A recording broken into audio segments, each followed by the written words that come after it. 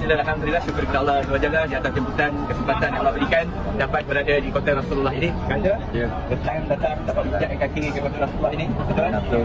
Semua tadi bagaimana perasaannya? Saya waktu first datang ni waktu ni sudah dapat maghrib rugi lah kalau kita pernah dapat dekat bilik semua kena sebab dekat sini pahala dia dalam 1000 pahala kan 1000 pahala. Alhamdulillah dapat sini subuh alhamdulillah tenang dia rasa. Dan sebenarnya saya banyak benda saya tak tahu lah. Saya ingatkan itu dah masjid dah bagus kat situ. Kalau kita bagi tempat ni kan ini masjidnya betul-betul. Saya ingatkan situ ada azan kat situ lagi dalam raudhah. Betul. azannya di dalam raudhah. Mungkin sebab anak muda anak muda Kanda dapat jejakkan kaki ke kota Rasulullah ini, supaya lepas ni mungkin boleh mengajak anak-anak muda lain juga untuk join sekali. Kalau nak mengembara tu datanglah dulu. Belum nak ke tempat lain, datang dulu ke tanah suci. Ya, insya-Allah ada barakahnya. Ya Allah tambahkan lagi kehidupan tu dengan kebahagiaannya, dengan hartanya. Ya, insya-Allah sebab kita datang ke.